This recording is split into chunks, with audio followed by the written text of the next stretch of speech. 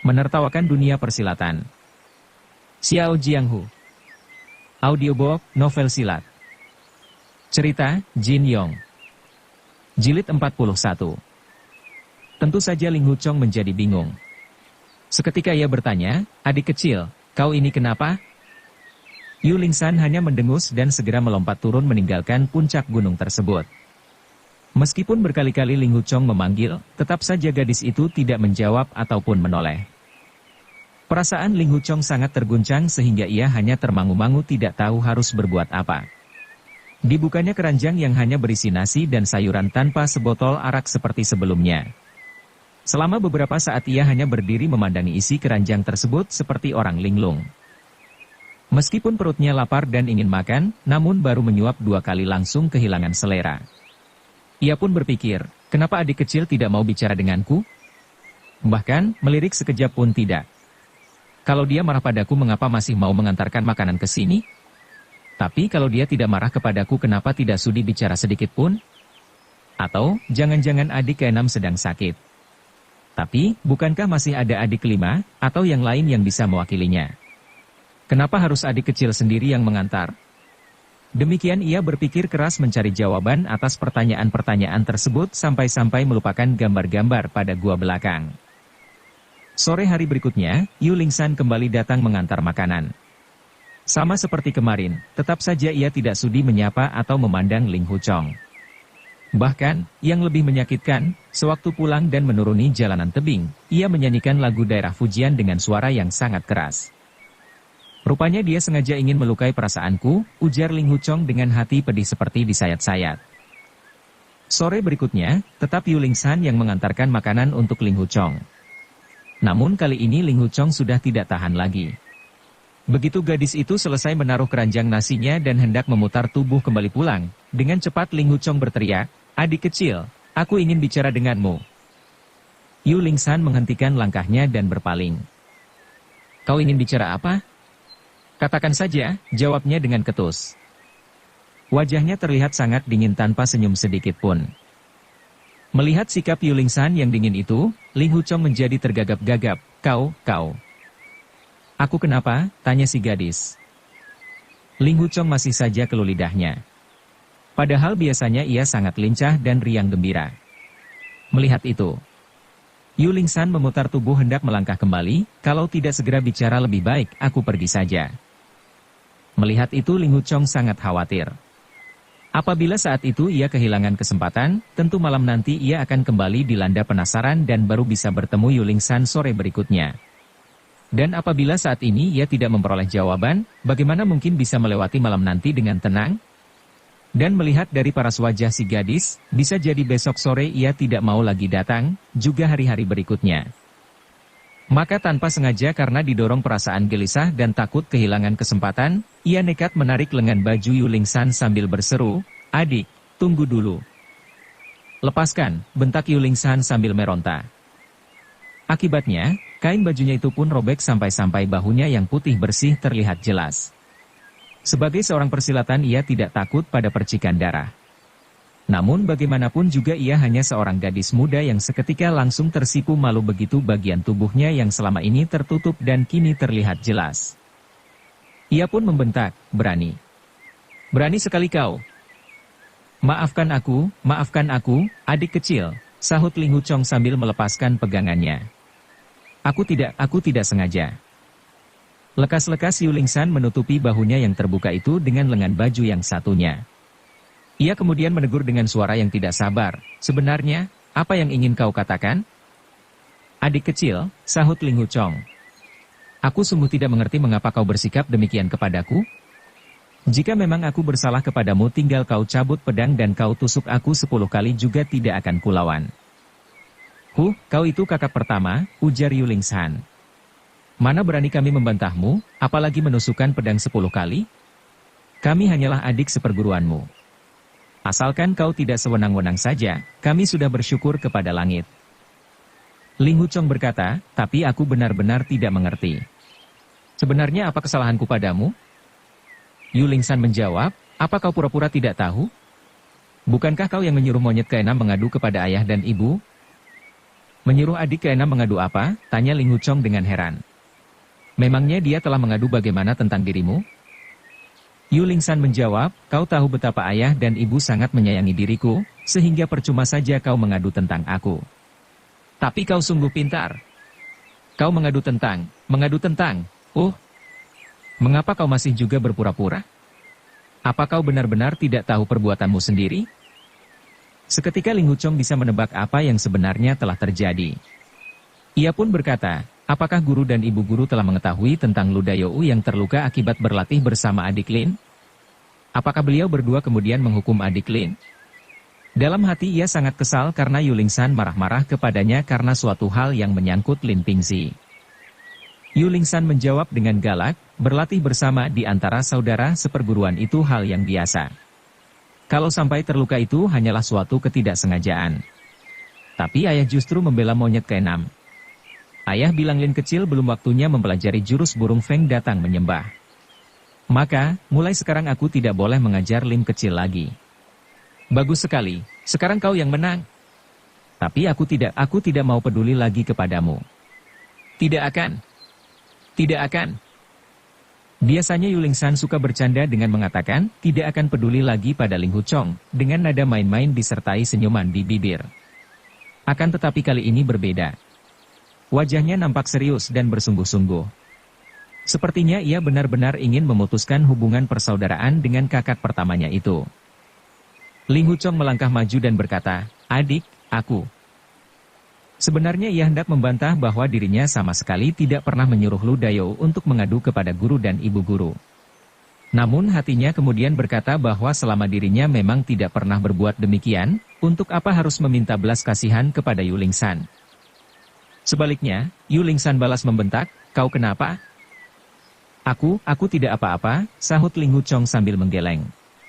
Tapi kalau guru melarangmu mengajar adik Lin, bukankah itu hanya masalah kecil? Kenapa kau sedemikian marah kepadaku? Wajah Yu Lingsan menjadi merah. Ia pun berkata, aku marah kepadamu. Aku marah kepadamu. Ternyata diam-diam kau menyimpan maksud buruk. Kau pikir jika aku berhenti mengajar adik Lin, lalu aku akan menemanimu setiap hari di sini? Jangan bermimpi. Aku justru tidak peduli lagi padamu. Sambil berkata demikian Yu Lingsan membanting kaki sekeras-kerasnya, kemudian memutar tubuh dan pergi meninggalkan puncak tersebut. Sambil menuruni tebing ia menyanyikan lagu daerah Fujian dengan suara lantang dan merdu. Ling Huchong memandangi kepergian Yu Lingsan dengan hati pedih sampai menghilang di balik bukit bawah. Samar-samar ia dapat melihat bahu kiri gadis itu yang masih ditutupi dengan lengan baju kanan, membuat perasaannya bertambah khawatir. Aku telah merobek lengan baju adik kecil. Jangan-jangan dia mengadu pada guru dan ibu guru. Aduh, bagaimana jadinya kalau guru dan ibu guru menuduhku berniat kurang ajar kepada adik kecil? Bagaimana jadinya kalau berita ini sampai tersiar kepada adik-adik yang lain? Tentu aku akan dipandang rendah oleh mereka semua. Tapi kemudian terpikir olehnya, aku tidak punya niat buruk kepadanya. Asalkan aku bisa mempertanggungjawabkan perbuatanku dengan benar, untuk apa harus takut pada pendapat orang lain? Meskipun demikian tetap saja Ling Huchong gelisah saat memikirkan sikap Yu Lingsan yang marah-marah akibat dilarang mengajar Lin Pingzi. Ia berusaha menghibur diri sendiri dengan mengatakan bahwa hubungan mereka berdua hanya sebatas saudara seperguruan yang berusia sebaya. Adik kecil masih belia dan sangat lincah.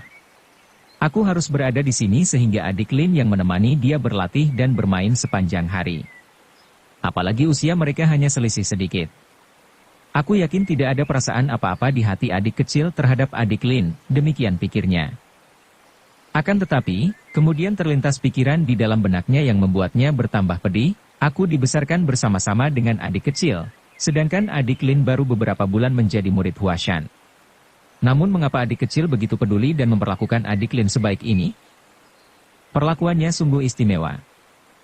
Malam itu entah berapa ratus kali Ling Huchong berjalan bolak-balik dari ujung jalan setapak di tepi tebing ke mulut gua. Bahkan, sampai siang hari ia tetap mondar-mandir tanpa istirahat. Yang ada di pikirannya hanyalah sikap Yu Lingsan yang benar-benar berubah kepadanya. Gambar-gambar di gua belakang, ataupun pria bercadar misterius seolah-olah lenyap dari ingatannya. Ketika sore tiba, Lu Dayou yang kali ini datang mengantarkan makanan. Ia langsung menaruh kiriman tersebut di atas batu sambil berkata, "Kakak pertama, mari makan." Ling Hu Chong tidak menjawab, hanya menghela napas saja sambil tangannya mengambil sedikit nasi di atas mangkuk. Namun, begitu ia menyuap 2 kali ke dalam mulut yang terasa hanyalah pahit dan juga sulit untuk ditelan. Pemuda itu memandang sekejap ke bawah tebing, kemudian menaruh mangkuknya di atas batu. Melihat itu Lu Dayou bertanya, "Kakak, wajahmu kelihatan pucat. Apa kau kurang sehat?" "Ah, tidak apa-apa," jawab Ling Hu Chong sambil menggeleng. "Kemarin aku sengaja memetik jamur ini untukmu. Cobalah kau cicipi rasanya," ucap Lu Dayou membujuk. Karena tidak tega mengecewakan maksud baik adik seperguruannya itu, Ling Hu Chong pun memakan jamur itu 2 suapan dan memuji kelezatannya. Padahal, dalam lidahnya terasa hambar. "Kakak pertama, aku membawa kabar gembira untukmu," sahut Lu Dayou sambil tersenyum. "Mulai kemarin guru dan ibu guru melarang adik kecil berlatih bersama adik Lin." Ling Hu Chong menanggapi dengan nada dingin, "Kau dikalahkan adik Lin, kemudian mengadu kepada guru, benar begitu?" Lu Dayou melonjak dan berkata, "Siapa bilang aku kalah olehnya? Aku hanya. Ling Hu Chong menyadari sebenarnya ilmu silat Lu Dayou lebih unggul daripada Lin Pingxi. Kekalahannya waktu itu hanya karena lengah dan meremehkan lawan. Dalam hati Ling Hu Chong berpikir, jadi semua adik-adik seperguruan kasihan kepadaku. Aku dan adik kecil dibesarkan bersama, dan kini adik Lin muncul dan merebut perhatian adik kecil. Tujuan adik keenam mengadu kepada guru hanya karena kasihan pada diriku. Apalagi dia adalah adikku yang paling akrab, sudah tentu berusaha keras membela diriku.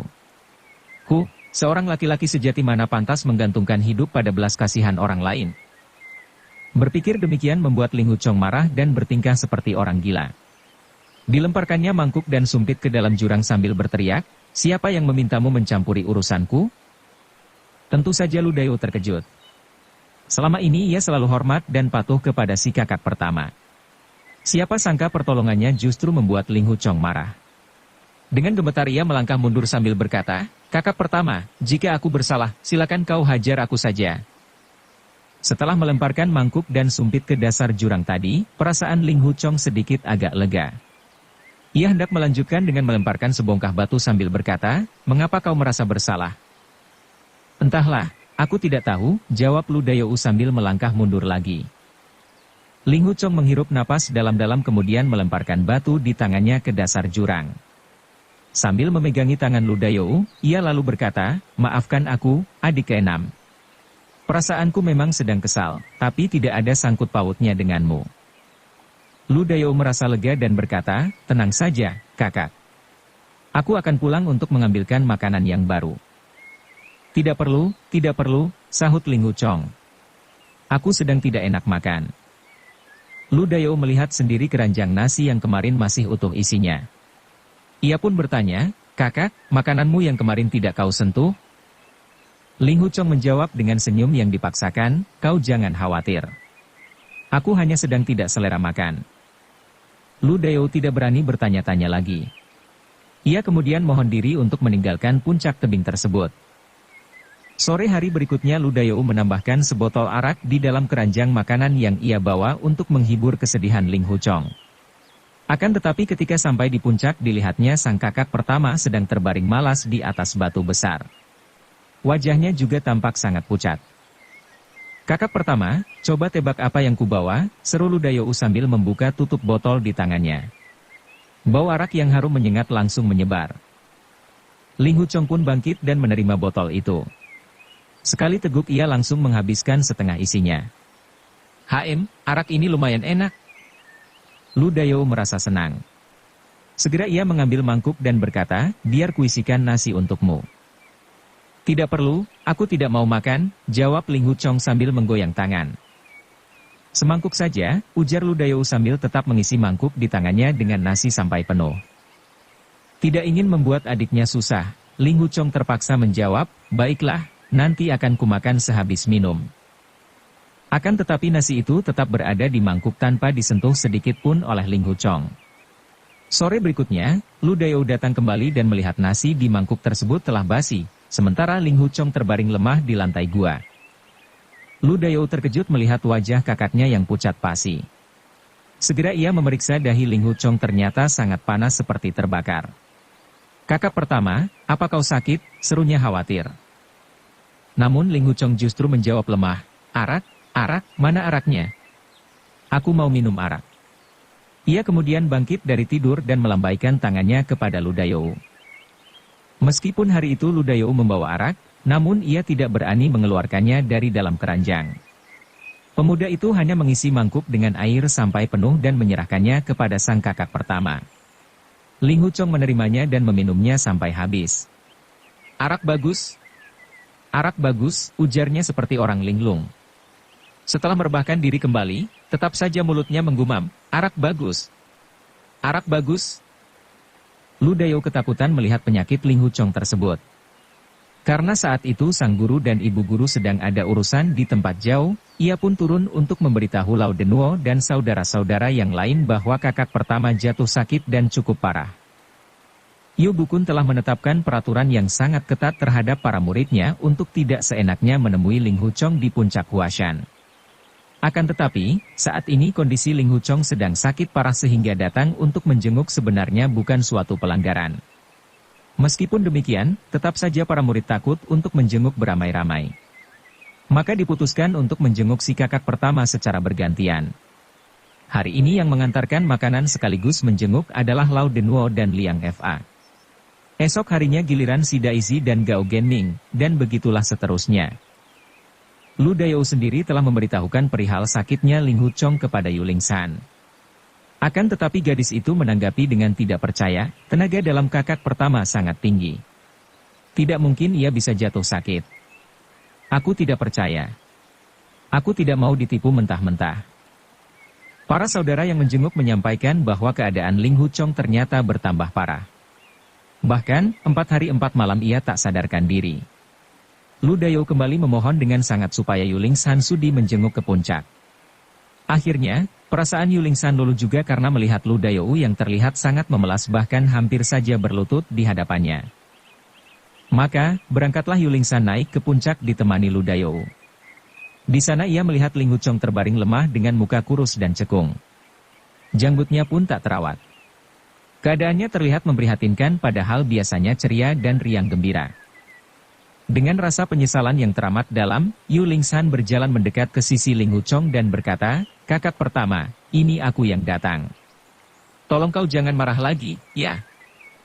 Namun Ling Huchong hanya termangu-mangu seperti orang linglung. Dengan perasaan bingung ia memandang Yu Lingshan seperti tidak mengenali gadis itu lagi. "Kakak pertama, ini aku." "Mengapa kau tidak peduli kepadaku?" lanjut Yu Lingshan tidak sabar. Sekali lagi Ling Huchong hanya termangu-mangu. Kali ini ia memejamkan mata dan kemudian tertidur pulas. Sampai Lu Dayou dan Yu Lingshan meninggalkannya, ia tetap tidak membuka mata. Sakit yang diderita Ling Huchong berlangsung hingga 1 bulan lamanya. Selama itu Yu Lingshan datang menjenguknya sebanyak 3 kali. Sejak kunjungan yang pertama, kesehatan Ling Huchong berangsur-angsur pulih. Pada kunjungan kedua, Ling Huchong sudah memperoleh kembali kesadarannya dan gembira menyambut gadis itu.